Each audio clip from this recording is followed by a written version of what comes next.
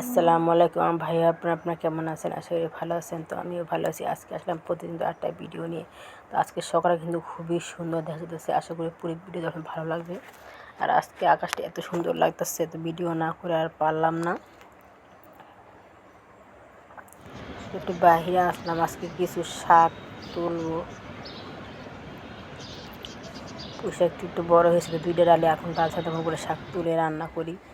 আর এটা না তুলে নষ্ট হয়ে যায়। রাস্তার পাশে তো বাচ্চারা ছিঁড়ে ছিঁড়ে নিয়ে যায় বা ছিঁড়ে ফেলে খেলে, তো তুলে নিয়ে আসছি।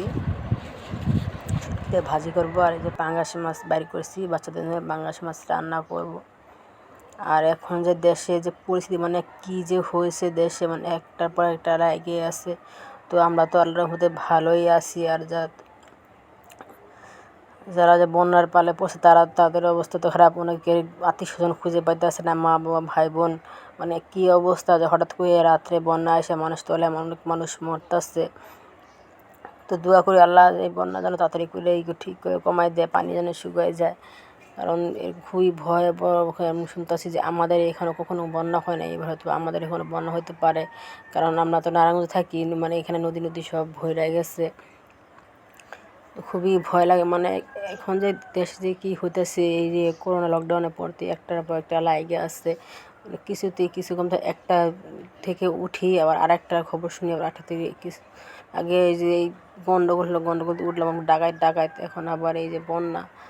কিছুই ভালো লাগে না। ওরকম ভিডিও করতে মনে চায় না, মন মানসিকতাই ভালো থাকে না। তো ভিডিও কীভাবে করবো, তো যতটুকু পারছি ততটুকু আপনার মধ্যে শেয়ার করতেছি।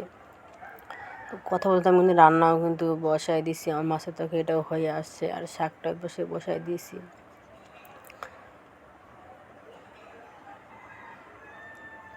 একদম সবুজ দেখে গাছের শাক। তো রান্না বান্না ওরকম করা শেষ হয়েছে, আবার খিরার মধ্যে খিদেও লেগে আছে। তো বাসি কিছু বিরিয়ানি ছিল, তো সেগুলো গরম করে রাখবো, সেগুলো খাবো। আদিন সকাল কিন্তু খিদে লাগা না, রান্না বান্না কাজ কাম করার পরে একটু খিদে লাগে, যেহেতু আসে তো খাইয়ে নিই।